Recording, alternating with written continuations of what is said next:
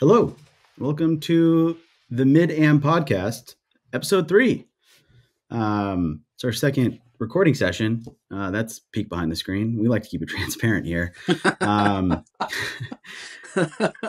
We bulk record these. Bulk by I mean 2 at a time.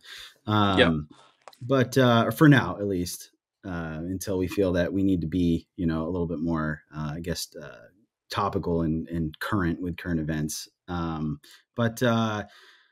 this episode, we kind of dug into the vault a little bit. And last year I had I'd done an interview with Andrew Von Lossow not too long after he had made a decent run in the USAM for a different project that I'd been working on independently, and I just kind of sat on it and never used it.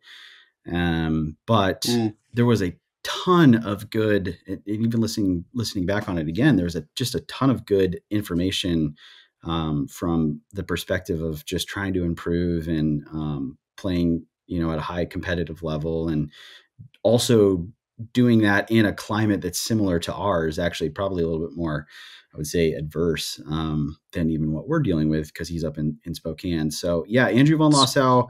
If you don't know who he is, Lead Tape Chronicles on Instagram. That's Andrew. So, and I don't know if we introduced ourselves, but my name's Nathan. Oh my God, you're right. Wow. He's just so excited. I'm so excited about this Andrew Von Lossow interview, AVL. It's very good. But yes, I am. I'm half the Mid-Am team. Tyler Munns, and behind the screen, or the other side of the screen for me, is my very good friend Nathan Furumasu. Yes.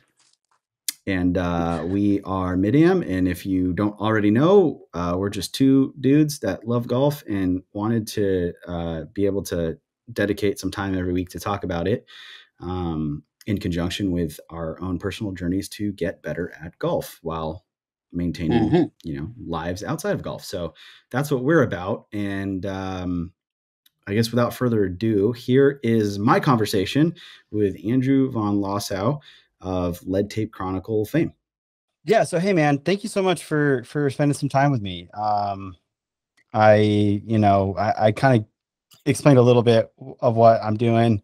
And I think they're in my journey to try to want to get better, become a better player.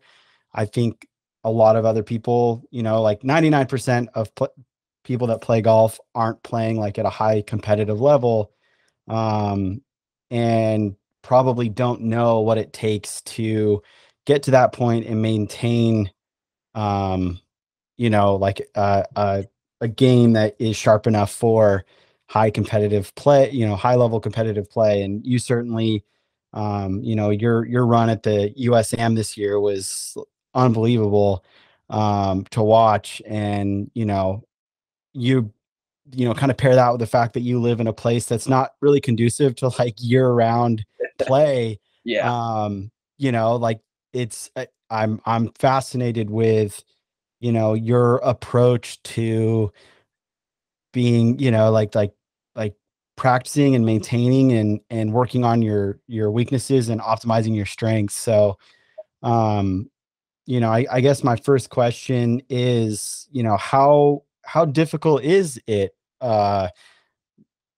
trying to keep your game in like tip top shape when in the winter, some of the stuff you post on Instagram, it's like frigid cold in the garage while you're working out. Yeah, exactly. Yeah, I go to my buddy Gordon's house and we work out like it's not, it can't be too much warmer than outside. So the mornings lately it's been like 20 degrees out. So yeah. And then he has 4 kids, and one of the strollers, his wife brought it in, and it still has snow for like over a week on it. And I'm thinking, it hasn't been over 32 degrees in here for quite some time. So yeah, with that, I think that helps out with your overall goal, your mental toughness, and like, hey, I have my goal here. I'm going to keep getting better in every facet. So it's like, hey, bring on the weather. But yeah, it does suck. But then it helps you work on ignoring those factors when you can relate it to other things, whether it be golf or other life scenarios too, where you know, hey, I need to keep plugging away, keep going forward. From I guess from like a technical standpoint,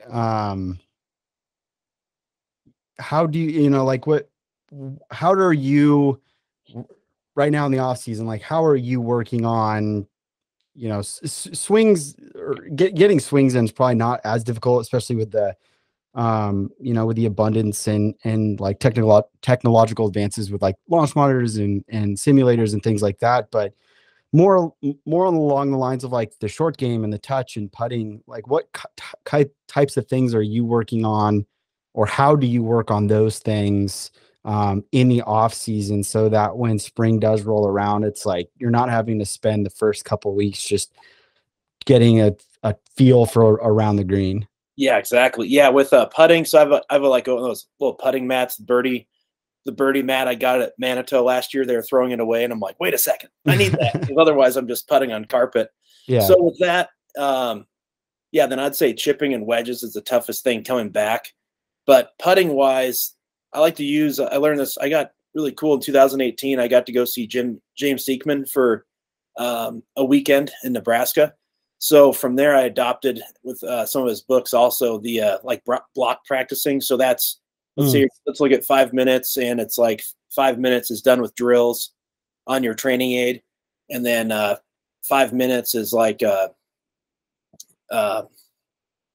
just hitting that putt over again or whatever shot you're hitting. So that's 5 minutes, and that's it's called block practice. So that one's kind of like your game mode, kind of gamer element mode. Mm-hmm.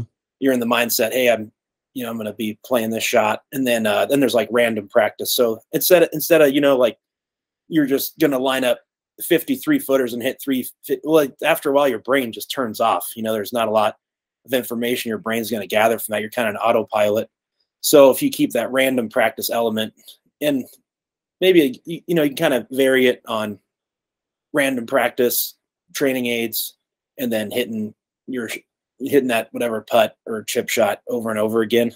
But it's mainly like just how your brain works and trying to get it so you're active. And I think if you can obviously tournament golf is so much different than just a casual round.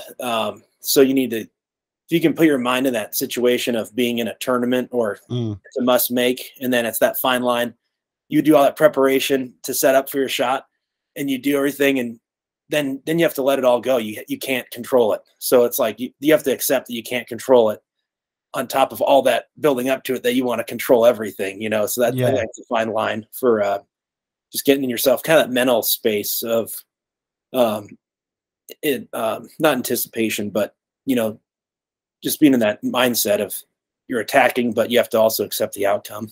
Yeah. So it sounds like a bit of it is the gamification, like putting yourself in pressure situations as much as you can in your practice, so that when it does come up in a quote unquote real life scenario, not that golf is real life, but in game, tournament, exactly. Yeah. And then beyond that, I think that it's interesting, like the idea of not getting like super technical, because that's one thing that I struggle with a ton, is like I get so into playing golf swing and shy away from golf, and the mental, and really I think a lot of that is mental, and that seems to be kind of the toughest thing to practice, from beyond, like you had mentioned, trying to adding some like gamification to your practice to create pressure situations to build up that mental acuity. Like, what other things do you do to, I guess, like strengthen your resolve, so that when maybe things aren't, when the swing's not feeling well, or the pressure is just, there's a lot of pressure, you're playing in front of TV cameras or whatever, what are things that or is that even something that you're actively thinking about or trying to do? Like, hey, I need to work on my mental game here, as much as you're sitting there drilling, like, your putts or working with your training aid, like, are there mental training aids that you're using to try to strengthen that part of your game? Yeah. With, over the time, I've read some books with, I like the Trevor Moawad book. I'm a big Seahawks fan. So I'm like, oh, I got to read Russell Wilson's book. I mean, yeah, he's kind of corny and whatnot, but mental game wise. And then I'm sure he's a great guy and everything. But then, sure. But I read the mental game, and then in that book, what I got from that was like neutral mindset. That was a big deal. That's pretty cool. I like that kind of theory. When I'm really playing well, I'm not going to let too much good or bad affect me. And then, yeah, tournament wise, so let's say like the USAM, like it was awesome. That's always been a goal of mine to play golf on TV, and it happened. And I love big crowds. I get adrenaline from it, and like I just feed off of it. I did find out a few times, like I just wanted to pound a few drives, and I was just ripping the club back a little too fast on the backswing. Yeah. But then that's where the practice comes from. It's funny, like in practice, you're like, all right, this is in a tournament scenario. And then when I'm out on the course, it's like, all right, now this is just how I practice. So kind of going back and forth, kind of like when you're playing golf, when you're on the golf course, you're talking about other stuff than golf for the most part. And then when you're off the golf course, all you're thinking about is playing golf and talking. So it's kind of a similar thing with that. But yeah, with over the last couple of years, I've gotten better at accepting results a little better. If you're hitting it great or, playing golf swing too much, that happens too when you're working on a move, trying to drill that in. Because I went through a pretty good swing change over like 2018, 19, I'd say. I worked with my friend Mark, I've known for years, then John Novosel, and my other friend Derek Caesar here in Spokane. So it's kind of multiple, like this. John Novosel is tour tempo, so a lot of stuff was tempo based. And his dad did a lot of research on that, and they have a couple books. And he's got a good Instagram program. A lot of it's about gaining ball speed and getting everything. Just looking at great ball strikers over the history of the game. A lot of guys are 3-to-1 ratio on their full swing, and then short games are 1-to-1 ratio, or 2-to-1. So just I've had that Tour Tempo app on my phone for like 7 years, I think. Yeah, it's awesome. I use that for a short game. I actually, when I putt, just to help get thoughts out of my head, I really keep it tempo based. That's kind of more right brain, and I actually replay that tour tempo sound in my head when I'm over putts. So when I do that, you're not thinking of anything else. Like I was doing that at the USAM, and with like lifting weights with my buddies. Like I'm not great with math or anything like that, so I have a hard time counting. And Gordon's like, he can only count to 3, but like that's that right brain just like, all right, taking over. And then in regular daily life stuff that comes into a little bit of a struggle at times. I need that left brain to fire a little bit more, but yeah, just those little things like that. And then see if you can simulate them in practice rounds I think skins games are good way to practice for tournaments, and something where there's something that matters. Something's got to be on the line or it's going to make you. Yeah, it's been a theme. I've had a couple of conversations already with some other guys that are, play at a high level. And that seems to be like one of the themes. It's iron sharpens iron. Like if you want to get good, play with a bunch of other good guys and gals and put something on the line and like create the sting of a loss as like a adverse, a result of not playing to your potential, and you'll see pretty rapid improvements. But I wanted to go back a little bit. You had mentioned you'd gone through a swing change in 2018, 2019. It's something I'm working on right now. I identified, there are some inconsistencies or a flippiness at the bottom of my swing that really, I know that move. yeah. It's like, hey, when hand-eye coordination is timing perfectly, you can stripe the hell out of the ball, but it's like when it's not, it can be really rough. And then when the pressure's on, it can fall apart. And so, I'm really working on trying to get more stable, but, one thing I've always struggled with was taking, getting comfortable with those feels like on the course and figuring out how to transition away from very, very technical thinking into like playing golf and being able to trust that. When you were going through your swing changes, granted, it sounds like it was a little more tempo based rather than like position based. But nonetheless, there's still some technicality to it. You know, how, like, what's your approach, or what was your approach, I guess, back then to, you know, like making sure that you don't get lost in this playing golf swing, technically minded thing, and like still going out there and like competing in like the skins games or what have you, and then tournament, and then obviously tournament play. Yeah, it's kind of it's a balance over time, because you're gonna have to. I got a lot of the fields. I actually didn't hit balls most of the time. I just used my camera, and then I would these couple training tools with just getting my backswing a little different in the positions. So I got a little more flatter wrist at the top of my swing now. And, but that, you know, so I was working on really exaggerating my shoulder turn, and then weight shift into my back right heel or hip, you know, kind of trying to get that feeling like old school style, like Nicholas has, or kind of those old school fundamentals, and then get that left foot coming down, and then get the weight shift the right way, get my hips opening more, because I'm getting a little more mobile with time. But I always had a big flip at the bottom, so I still am like a really high spin player. I can hit it really high if I have to. So I'm working on this winter. It's like, hey, get that punch shot feeling kind of going. But you know, a lot of the time I actually didn't hit as many balls, and I did a lot of slow motion swings. It was doing slow motion swings in the right position, and then really exaggerating the feel, like feel versus real. You hear instructors say that, and then you look on your camera, you're like, man, I'm tilted so far back at impact, I'm turning so much, and you look and you're like, it doesn't even look like I'm moving. What the heck is this? So, I've definitely noticed that. Yeah, you're like, man, there it is. You're like, there's the move, and you look at it like that was a quarter of what I was trying to do. Yeah.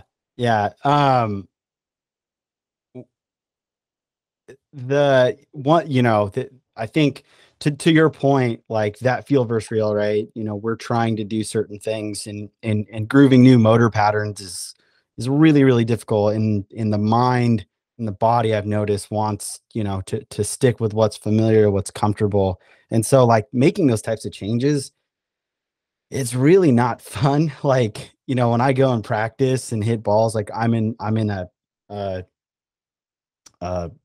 this season, I guess, within my progression, where it's like not super fun to go and practice, although I know I need it. It's like it's really hard to, you know, train for a marathon because running's hard, but it's like I know I need to do it if I want to, you know, reach my goals. And so I don't know if you went through, you know, bouts of time where it's just like, man, like I'm this thing that is supposed to give me joy, you know, and we're not professionals. Like, you're obviously playing at an amateur level, so it's not like a professional thing for you. You're not, you know, it's not your paycheck. And same for me. It's like, this is supposed to be a leisure activity. This is supposed to help me, you know, break away from the stress of the day. And sorry, my dog's going nuts. Here it comes. Yeah. You know, so for, you know, for it to not be something that I'm like deriving joy from in that moment, it's sometimes kind of difficult. I'm sitting there like, man, why am I torturing myself? I really need to be de-stressing. Is that it? Did that ever, you know, hit you when you were going through some of those changes, you know, a few years ago? And if it did, like, how would you combat that so that you kept the morale up so you can kind of power through those low seasons? Right. Yeah. It was managing. I got better at managing expectations of seeing, like, you put on this work, like 2 weeks, you see your swing and you think, all right, there's my move. Like, I got this better angle. Then you go see your swing on video. You're like, I'm still doing the same thing.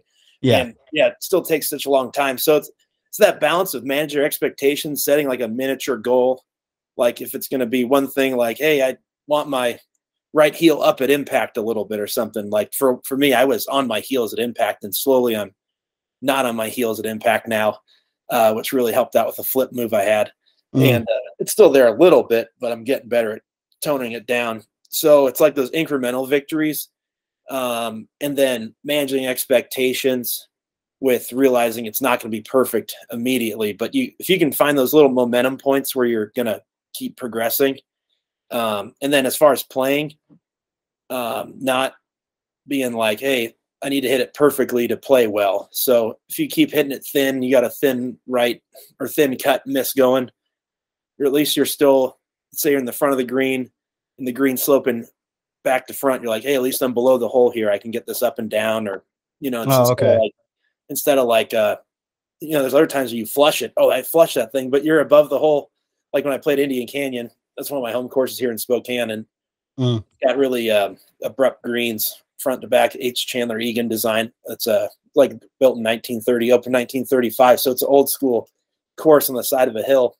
So you could be flushing it all day and flagging it, but if you're above the hole, playing golf wise, that's actually not.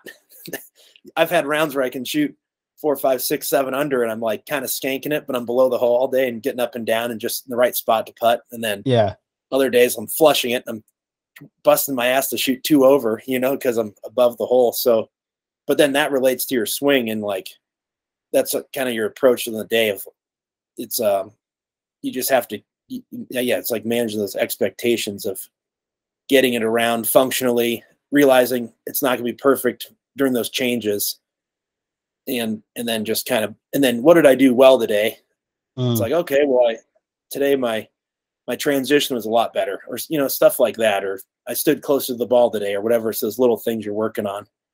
And it's like, okay, well, now let's get this where my hands in the left side is going to clear better, so I can get that impact position better.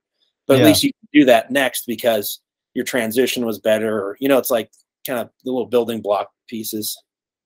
Yeah, I mean, it sounds like shifting your perspective, or like reframing what success means in like on the day when you understand like what your ceiling is, which seems to, you know, like it's adjusting. Like I know right now, if everything was clicking, I could probably go out and shoot like a 75. And so to like hold myself to like an even par standard would be not a great idea. But, you know, also understanding that I am going through like a pretty substantial change. And so I really can't even hold myself to a 75, and, you know, finding like little bits and pieces to kind of focus on as like, they don't, and it's hard, right? I mean, it's hard. It's so easy to say like, well, don't dwell on the negative. Like, you know, like, the cliche is like, come on, keep trying. Right. And it's like, yeah, this sucks. But those little incremental victories it's like anything just build on like that. Yeah, they add up. I wanted to go back to another thing that you had mentioned that I thought was interesting. You kind of said it in passing, but it was this idea of like neutrality. You know, you had mentioned that playing in front of the cameras, like you were really juiced up, you were really, really excited, and you're hitting the ball well. It sounds like, you know, competitive golf at least, and that's kind of the next hump for me, is like getting comfortable with the swing aspect, and then getting into like the mental side of it, which is, you know, it is competitive tournament play, which is a completely different animal. You know, you had mentioned that it's maybe not so much just about, you know, managing your emotions when you're not playing well, but it sounds like maybe you also need to try to manage your emotions when you're flushing it, because you don't want to get too high either. Is that something that, I guess, what would you say is tougher? Is it tougher to keep your head up when things are tough, or is it tougher to like rein yourself in when things are moving quickly? Right. That's good. Yeah, that's a good way to look at it. Right now I'd say I just kind of went through, I played in a tournament in Las Vegas a few weeks ago, and I was struggling along. Maybe a couple late nights were had, but I don't want to use that as an excuse, but use it as a learning experience. Yeah. Like, I wasn't hitting it great, but I'm like, come on, keep going, and kind of scrapped in a few birdies, and then a couple good par saves, which are sometimes just as important or more important, like making 8-footers for par. It's like, okay, that kept me a lot. That's where I was a little too emotional. Like, that kept me in a lot better mood than going postal. But yeah, I'd say it really depends. It is kind of they're the same emotion in a way, but they're going different directions. So that's where I think, staying up to, so when you're playing well, I'd say the battle is don't get ahead of yourself. Oh man, I just birdied the first 2 holes. Here we go. This is going to be the day. That's not the way to go. That's wrong. Gotcha. Because that's when you're not in the moment anymore. So it's the key in being in the moment. And then when you're playing bad, it's it's like, oh, well, I got to make this. I got to do this. And really that's going to come down to sticking to your process to build momentum, like string a few pars in a row. And then your game's going to develop from there. And then even when you're playing really well, let's say you get a few birdies, even if you string a few pars from there, that's still good too. But that good play early or during part of the round can kind of, if you're not in the moment, it's interesting. Now that when I'm saying it out loud, it is kind of like the same element, but it's one's playing well, one's playing poorly. Right. But it really comes down to, there's all those million cliches and like staying in the moment, but it's going through your consistent process, kind of your mental routine, and staying consistent to that despite if things are going your way or not. And then I've always felt like one of my strengths is I can kind of put it in the past, block it out when I'm playing well. Some days, of course, if you're not playing well, make a few bogeys, you just can't get that off your mind, and it's 6th, 7th hole, and you're like, gosh, 2 over right now, or 3, 4 over. Yeah. How do I get this thing back to even? And then you're just pressing a little too hard, and then by the time you're like, screw this, and then you're like, oh, then you start making a few better swings and stuff like that. So it's that balancing act. And then on those good mental game days, you develop your routine, your pre-shot routine, and keep that consistent. And then from there, turn your brain off, hit your shot, and then just don't get too excited one way or the other, because exactly. If you're playing well, you get too high. That's a good chance for a letdown also. And then too low, you can go even lower. And that's where you see guys in tournaments or skins games, that just skins games, you're taking the X's, and then tournament wise. And I've done it. I've done it over time, but I've gotten a lot better. Not throwing in the towel, but just like, oh, screw this, whatever. But it's a little different level of really just not taking your time. You're missing short putts, or you're missing shots that are, not saying you're going to hit great shots every time, but at least serviceable. I'm getting better at managing those expectations, I guess. You'd mentioned a couple times in there, sticking to your routine, turning your brain off. How did you develop your routine? Does that routine change at all or often? It's something that I've been introduced to, a concept that's been introduced to me, and I've been thinking about it a little bit more. I think I'm still probably a little bit too in on the technicalities of making some pretty big swing changes, but eventually I do know that that's something that seems to be preached by a lot of high level players. So, was that something that you just discovered, that oh, this is my routine, okay, I've identified it, I'm going to go with it? Or was it something where damn, I really need to develop a routine, let's think about that? Yeah, it was a little bit of both, with oh, this is just kind of how I operate. But then I thought about it. I'm like, wait, no, this is what I need to do to really function on a consistent level. So let's say for putting, it's like I start my routine in a way. And this also helped. I got James Siekman book a little while ago. It's a mental game book. I can't remember the name of it right now, but he really talked about the importance of a routine in that. But it starts from as soon as you walk up to the green, like surveying just how the green's going to break. And then from there you get to your ball. And then even putting my mark down is a part of my routine. Like I've gone to that extent, thinking hey, all right, once my mark's down. So, if you're playing a tournament or a game, someone might putt and you're out of turn, but your ball's already down. And then sometimes I've been like, oh, I'll just go ahead. But then I've realized no, wait, that's part of my routine. So I'll mark my ball again and restart. Cause that way it kind of starts the rhythm again in my head. I'd say I noticed it quite a bit I used to caddy at Yellowstone Club in Montana from 2010 to 13 in the summers. And I used to play golf a lot with a member there, and he plays extremely fast. We would brag about how fast we could play, both fast players. but we could play, if no one's on the course, we'll play, you know, mountain course, but buzz around in a couple hours just over that. Yeah. Then also another point of that, it's like, why are we playing so fast? But but that way I noticed I did that so often that I realized, oh, I can create different routines. Like if you're playing at speed golf, I can do like a speed golf routine. And that's like just realizing that, like, oh, I'm looking at my putt when someone's over their ball or about the putt, I'm ready. And then as soon as they hit it, I can be pretty much over my ball and ready to go. And then you get into tournaments and like public course play or even, you know, busy day at a course, it's going to be playing slower. So I like to adjust. I can adjust the routine from there, but it's still the same thing. Like putting, for example, I'll be behind it, read it from the side, from behind, but I'm moving while everyone's still playing. So I'm not holding anything up. And then it's like a couple practice swings behind it, just getting the routine. Then I'll go next to the ball, look at the hole, take a few strokes while I'm still looking at the hole.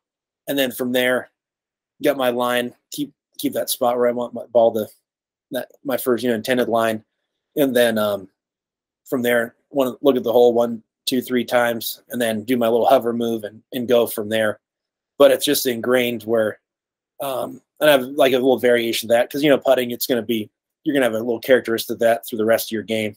Yeah. So, but you know, just those things. And so like marking my ball on the green, I mentioned that, like teeing it up as well. Like once I put my tee, that's like all a part of the routine. Put my tee down, find the target, couple practice swings, get up there and hit it, and then picture the target. I've been working on that. I did that at the USAM too. I'd picture the target, what I saw beforehand, picture that in my mind when I'm over the ball. So that's another thing that kind of helped me turn your brain off, because I'm so focused on, I want the ball to end up here on that tree or that, that edge of the bunker or something. So just those little visualization things that turn your left side of your brain off, the analytical side off. Yeah. It gets you more in that athletic state, reactionary state. Yeah. That makes sense. When, you know, like I guess, when you are going into a tournament, right? Like on the day of the round or whatever, you know, what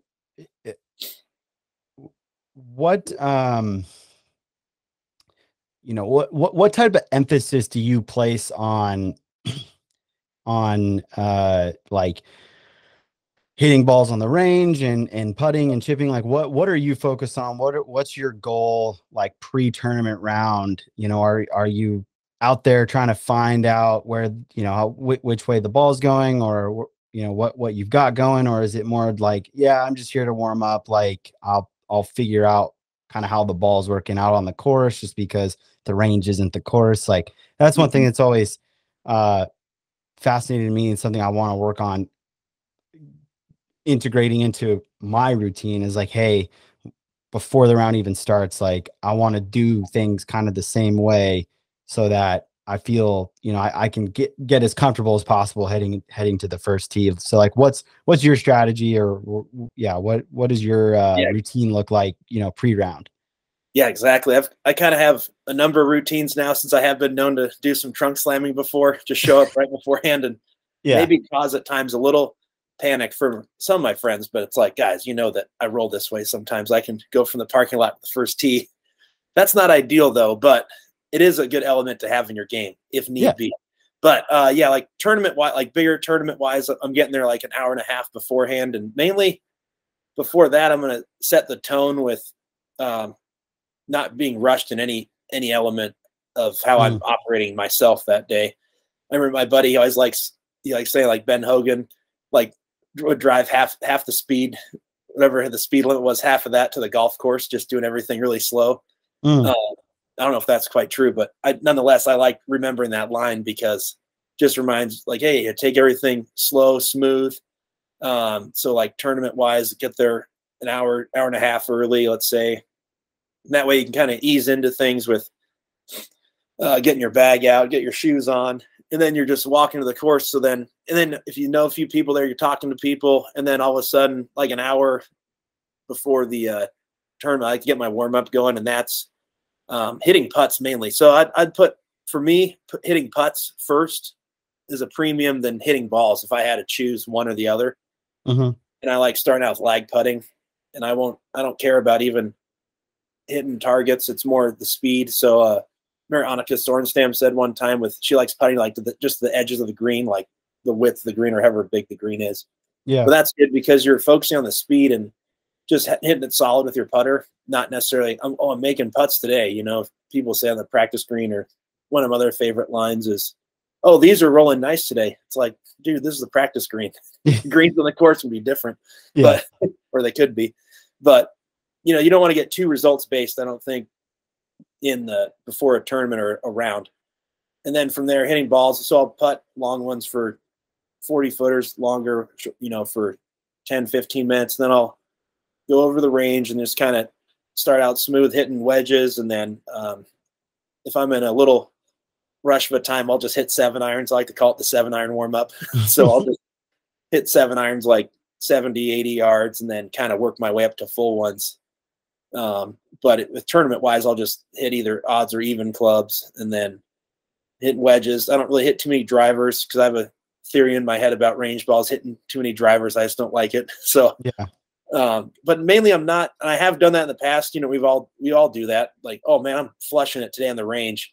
So that can create that expectation for the course. So I really focus on just getting warmed up, and I don't mind if I'm clanking it in the range because I guess it helps keep the expectations down. So either way, and I've just developed that over time with experience of, hey, the range is truly about getting warmed up.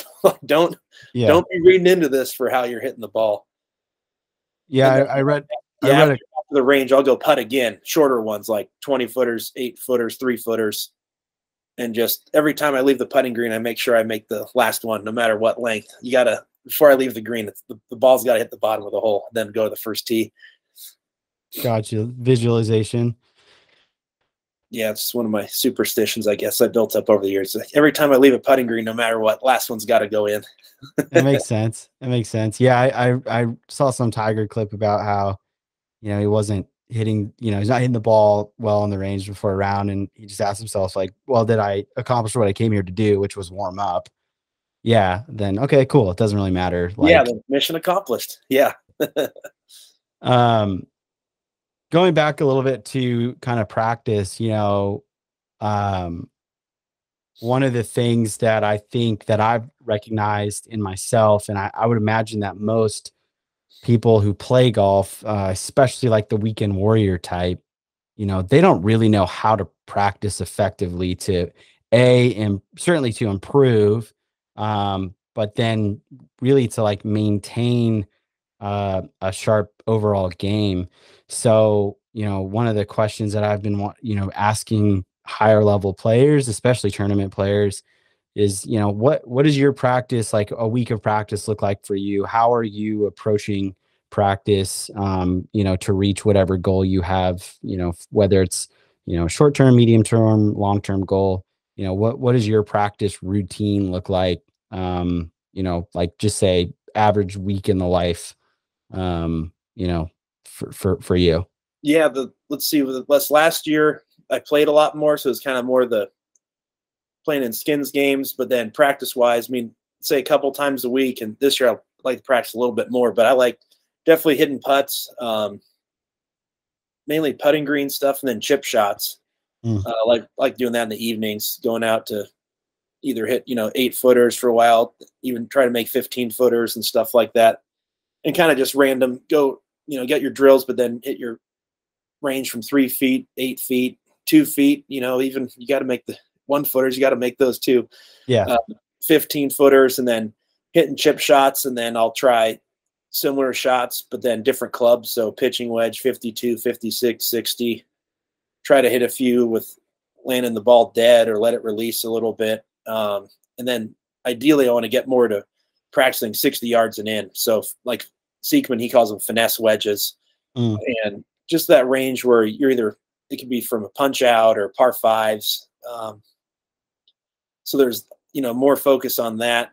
And then I'm not necessarily hitting a ton of long irons in practice, but on the driving range, I'll hit like 150, you know, 8 iron down, 150, you know, wedges, 52s, 9 irons, leading up to the course, depending where I'm going to play, or just seeing what your normal yardages are going to be and coming into that course. So I think that's a good way to look at it. Like if you look at the par threes, like, all right, what are the irons I should be practicing, you know? Gotcha.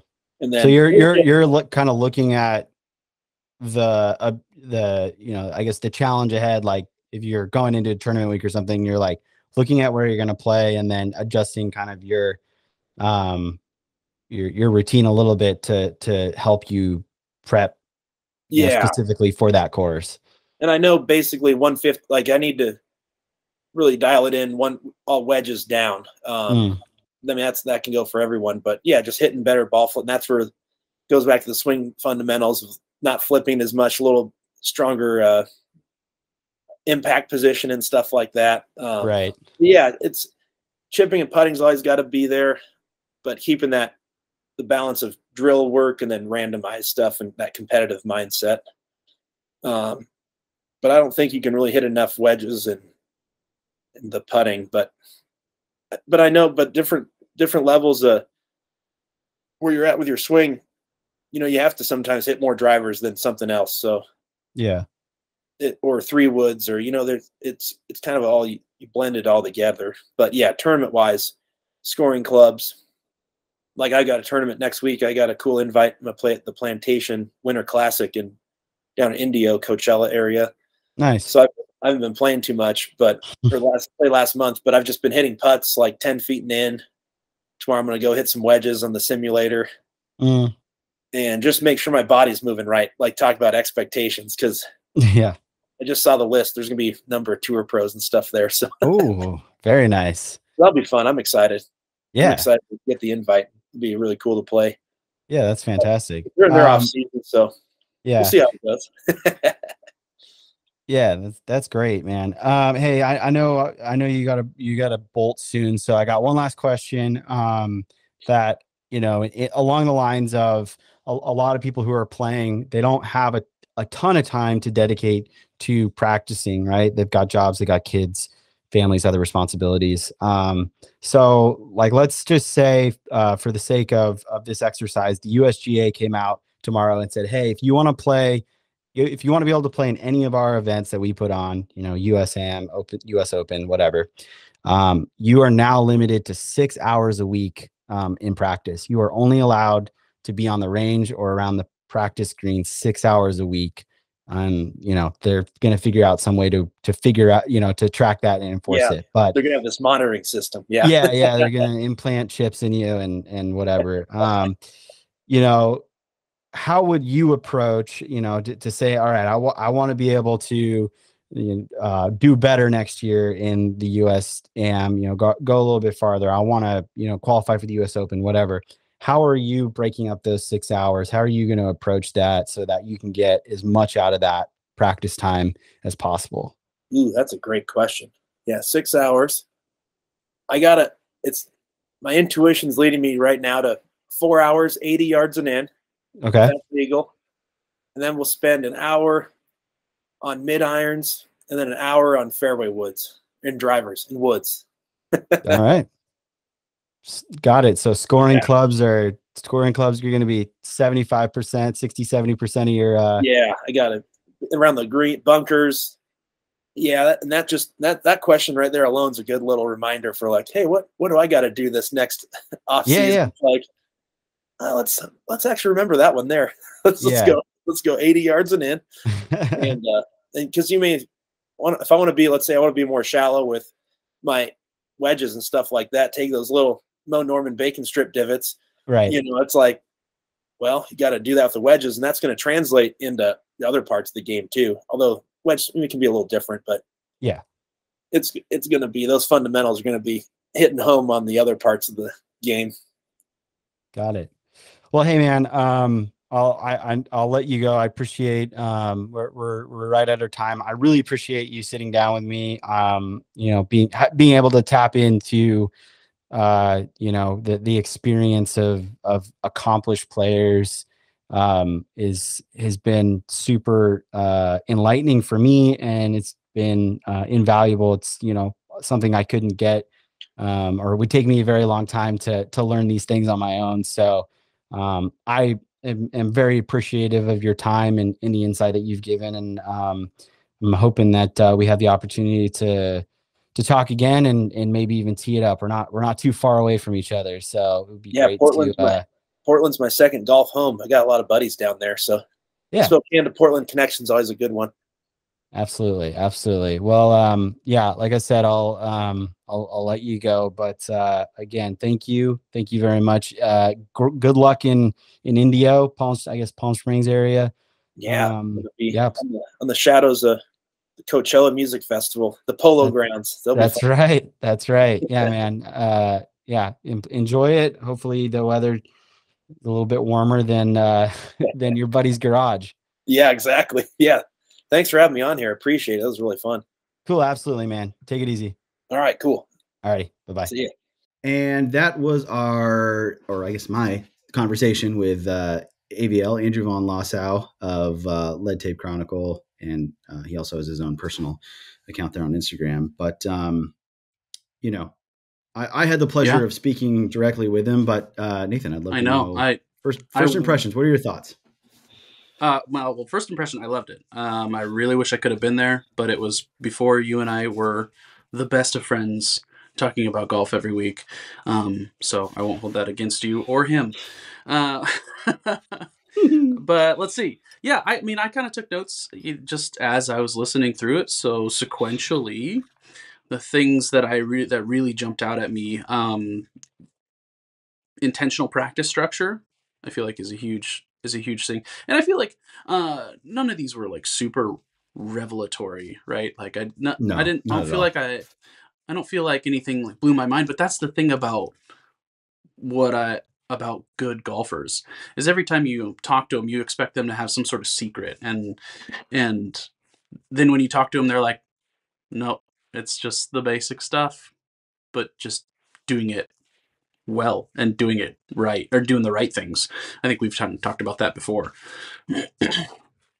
Yeah, I mean, it reminded me a lot of this quote. I think it's from Arnold Palmer talking about Jack Nicklaus, saying like the reason that Jack took second in so many majors and so many tournaments, which is like it wasn't a slight at Jack Nicklaus. It was kind of more of like as much as this dude won, he was in contention just as often, if not more often. So like the reason he did that, or the reason he was that way, is because he essentially, when he would go and practice, and even more so when he was kind of coming off the off season, he kind of like retaught himself the game of golf. So he broke it down to the basics. I mean, he retaught himself the grip at every practice session.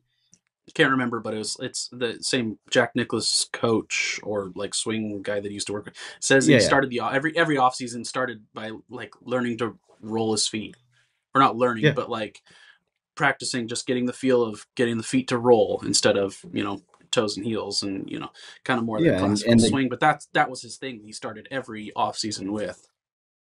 And then grip and setup, like all these very basic fundamental things. Like if the best player arguably of all time is doing that, like there isn't this Hank Haney slice fix, like to your point, like revelatory thing that these guys have. It's like, no, they practice like the really important, basic, boring stuff, and they do it a lot, and they do it very well. Yeah, no. There is something to say about that. Oh gosh, now I'm going to forget the hammer driver. Yeah. Do you remember those information? I'm looking at one like to my left here. Oh yes. I found one at Goodwill with the plastic still on it. It's the best $7 I've ever spent in my life. That's fantastic. So just, practicing the right way, I feel like, is kind of what we've said. Don't just go to the driving range and beat balls and then never even glance at the putting green, right? You want to be some amount of your practice can be block practice, which is just, a chunk of, I'm going to hit balls working on this one thing, or, just these clubs, whatever. Especially if you're working on a move change. Yeah. I think you're probably definitely kind of familiar with that, but then, or at least right now, but then diversifying your practice into I think the term he used was like gamification. So like trying any way possible to make practicing golf more like playing golf. So make put some kind of stakes on it, something that is more than just, oh, I hit this shot well or I hit this shot bad. And also then, trying to vary everything so you're never hitting the same shot twice, because you never do unless you pump one OB. So I hit the and same then shot you hope twice. you don't do that again. Yeah, exactly. Yeah. So I mean, like, ideally you never hit the same shot twice. Exactly. That's the goal. Yeah. No, I mean, for him to point out specifically, jumping ahead a little bit, I'm sure, like chronologically, but when I asked him the question, it's like, hey, if you only had 6 hours a week to practice, like, what would you focus on? Because a lot of that us, was a great question, myself included, that's all I've got, or if that, that's max time. And he said 80 yards and in, like, that's what you work on. And that's, I would venture to guess that most people, including myself, don't really put a huge focus on that. Granted, I'm trying to do some move changes and stuff, but like actual like practice structured around the way that you play the game rather than the way you swing the club, you would be hard pressed to find a better use of your time than focusing on 80 yards and into the cup. And it's not anything we don't know. Like, you talk to anyone, that's a high level player or coach. Yeah, that's the game. Get it into the cup. Like, okay, cool. You can pound it up there, and it takes you 2 to get around the green. And if you suck from there in, it's hard to score. Well, and that's one thing that I too, that this concept of like being patient on the golf course, I never understood what that meant until I started talking to some like guys who play a lot of tournament golf, and it's like taking advantage of scoring opportunities from 80 yards and in is patient golf. It's like, dude, you're not going to have a ton of birdie looks if you're, on a long par 4 where you have a 6 iron in. Like, you're just you should be hoping to make par, and like adjusting your expectations, which is why I think like decade golf is, for whatever you want to say about that, good or bad. And this is not a free ad, but I mean, just if you're not familiar with the concept, look it up. But it's essentially like understanding the average number of strokes that it takes to get that it takes like a scratch golfer or a pro golfer to get in from every distance on the course, and understanding, like, using that as a barometer to temper expectations while you're out on the course, so you don't make stupid decisions, is like probably once you get into that like mid handicap to high single digit handicap level, like that is the number one way to shave strokes off of your game, is to just understand your capabilities and play to that level, not thinking you are better than you are. Yeah, for sure. So, and I think that was one thing that I got from Andrew, is like tangentially, he didn't specifically speak to this, but it's just like, focus, focus your practice. Go ahead. Yeah, he kind of did though, like, because that was like sort of my next. There's a couple of points here where sort of you asked him about mental game stuff, and then also he kind of came back to things too with like staying in the moment. But he was talking about like a neutral mindset, like not getting too high or not getting too low, and that's all based off of your expectations. Like, if the only reason you would have an emotional reaction to a shot is because you have an expectation and it either matched it or didn't meet it or exceeded it, right? Like, that's what would drive that. So, forcing yourself to have appropriate expectations is how you can also maintain kind of neutrality in, responding to, oh, wow, I hit that shot really good. Like, cool. I was playing a couple weeks ago, hit it to this par 3 that's, it's 150 yards ish tour average from there, from the fairway, not a tee box, but from the fairway is what, 30 feet or something like that. It's not great. From 150 yards, it's probably outside of that, honestly. Yeah. And so like, I hit it to 4 feet, and I was like, cool, that was a great shot. And and in the back of my mind, I'm like, okay, yeah, but like statistically speaking, like expectations wise, like that was an above average result No, for, that's not even like above average. I mean, that's that's like a phenomenal. That's a right. like that is a and oh gosh, I forget who it was, but there was a pro. Um, it was an interview not too long ago. It's like what's the number one thing that they take away or try to tell amateurs is like they don't understand how good their good shots are because they are Right. so few and far between. And so Right. like I'll ask you this. Okay, so 100 yards out, what do you consider a good shot? You're 100 yards in the fairway, proximity to the hole. What do you consider a good shot? Well, I'll pretend like I don't know the Yes, yeah, please statistics do. and stuff, but like if I'm 100 yards out, I want to be inside of 10 feet. Like I want to be Yeah, like looking down at the bottom of the cup from where I'm standing, like right. And then the tour average, and granted, I get it. It's like their pin positions are different. A lot like the agronomy is different. There are a lot of different like factors that we can't really replicate. So it's not quite apples to apples, but the tour average from 100 yards is 18 feet. So right. I asked this question on Instagram not too long ago, and like 75% of the answers were inside 10 feet. And it's like, Oh yeah, throwing you're going darts. to be so disappointed, and you're also going to maybe do things you shouldn't do because you have an expectation of where you should be at the end of that shot that is statistically unreasonable. And so like that idea of neutrality, I think, is something that every golfer, and it's not like a fix thing. It's more like mental hygiene, almost, where it's like you Yeah. kind of have to constantly remind yourself.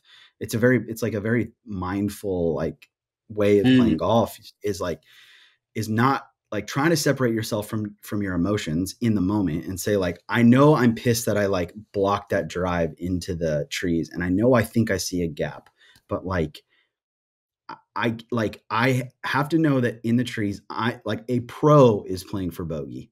I have Yeah. to be playing for bogey. And so Right. like don't give yourself the opportunity to turn what could be a pretty stress-free bogey into like a very frustrating double or triple because you wanted to Yeah. try to be a hero. And again, Yeah. to your point, none of this is none of this is like mind-blowing, like, proprietary stuff. Like Yeah. this Everybody is knows to thing, take your medicine. Like it's yes, like everyone tells you that, but it's like, why is it so difficult to actually in the moment do it? Like, why do we think? And I am just as guilty of this kind of stuff where I yeah. think that like I can make two shots back, with one shot after, making a bad drive or whatever. And it's just like, dude, that's just not how, it works. And if you want to look at your score, like your score is not this moment in time. Your score is the accumulation of 4.5 hours of work. So don't think that Yeah. you can really make you can make a significant amount of strokes gained with one swing. It's like, Yeah. especially when you're I starting to get better. I heard some old pro sometimes saying that like there's no such thing as getting shots back. No such thing.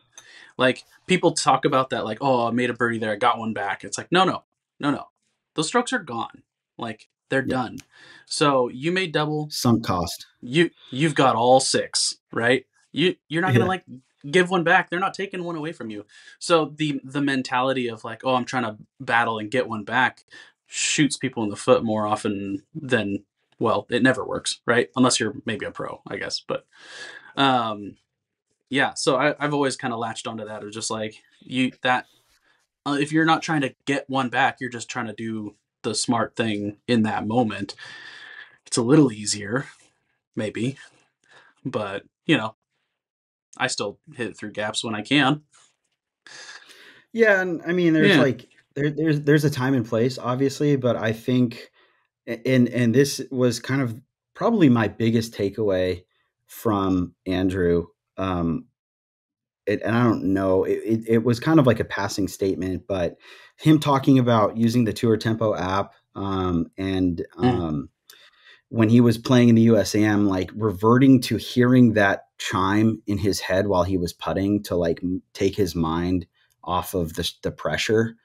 It just got me thinking about like, how do you do, how do you set yourself up for as much success as possible? And so much of it is just like process oriented when you're on the course, because like in reality, if we really want to think about it, and this is a little bit of a kind of a foreshadowing into what we'll be talking about next episode, but like this idea of like, man, it's kind of as soon as that club face hits the ball, like you're out of, you have zero control over anything that's happening.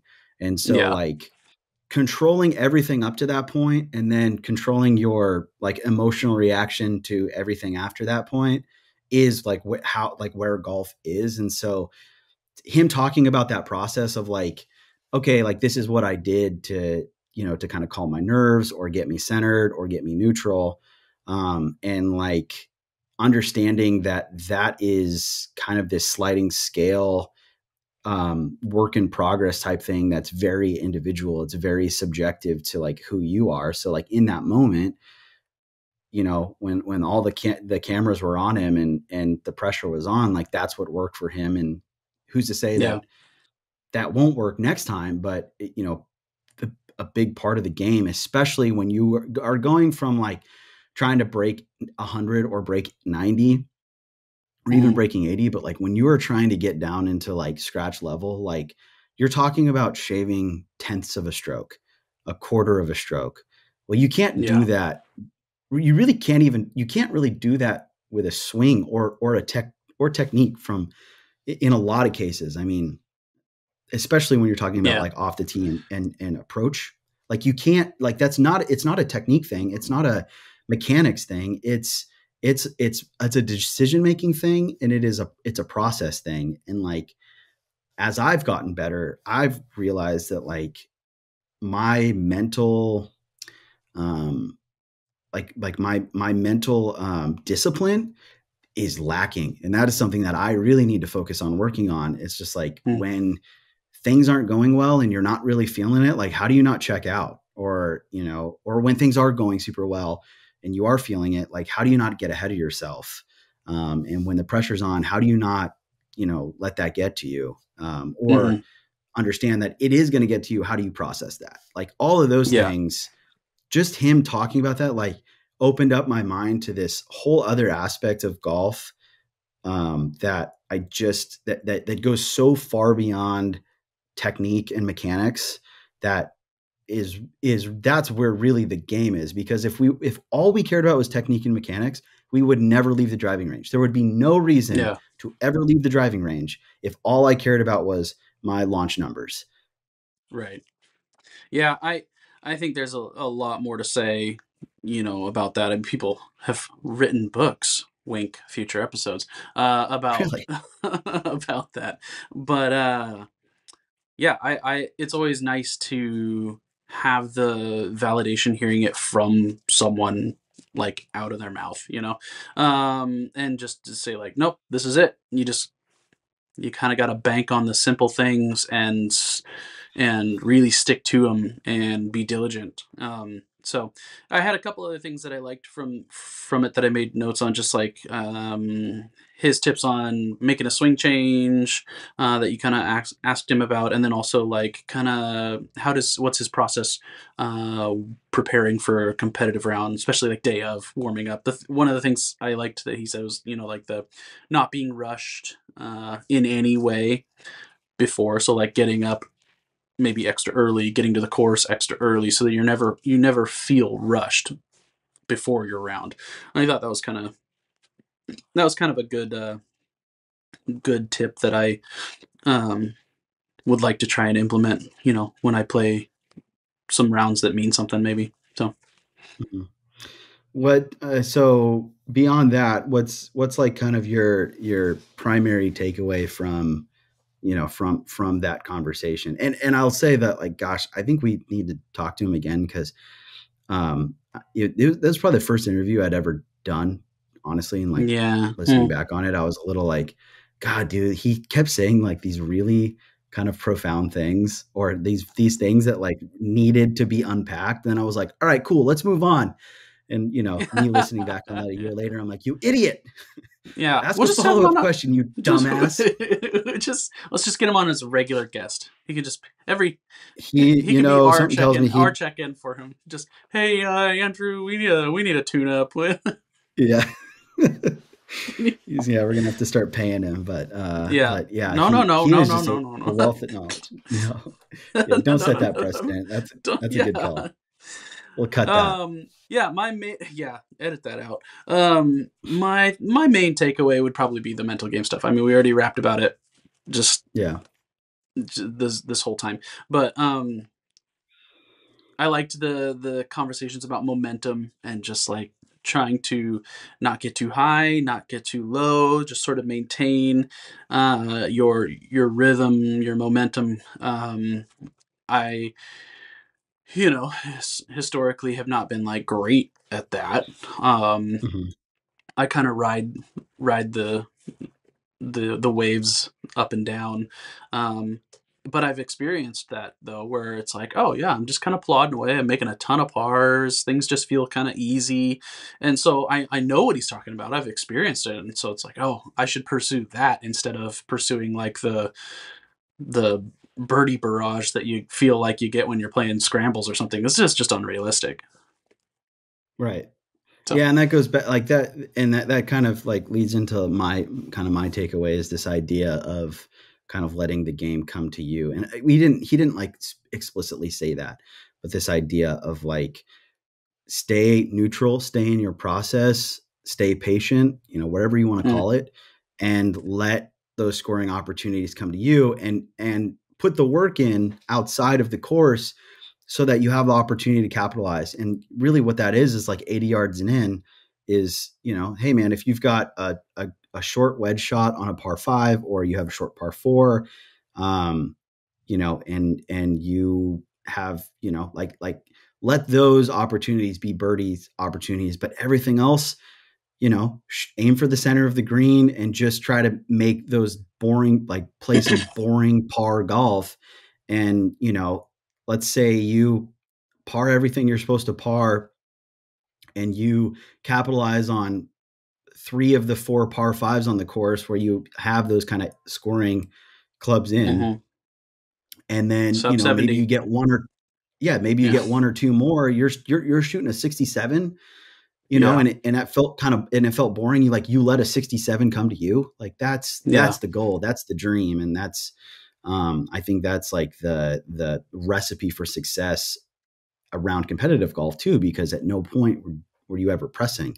And I think when you start getting nervous and then you add on top of that, this kind of internal urgency to press, like bad things can happen. So doesn't work. So I think, I do think though that we need to talk to Andrew again at some point, because he's a wealth of knowledge. So I'd love to do that. We'll do our best to get him to say, let the round come to you. Yeah, absolutely. Yeah. Well, hey, thanks so much for tagging along with us on our third episode of the podcast. You can find us on Instagram at MidAm Podcast. You can find me on Instagram and TikTok, if that's your gig, at Fade and Fairway. And you can find Nathan on Instagram at Thistle Leather Goods. Order cool head cover or other leather related goodies. It's all very, very high quality. I have quite a few pieces myself. Shout out, special dedication to Jak Lizard for letting us use his intro or his music for our intro, outro, or outro. Thank you. Are we using it for the outro? Yeah, we are. Yeah, we are. So yes, thank you so much. It's a bop. It's absolute vibe, and we are very fortunate that he agreed to let us do that. So I'll throw a link to his Spotify in the show notes. So be sure to check him out as well. Until next week, we will we'll chat again. And this has been the MidAm Podcast. Peace.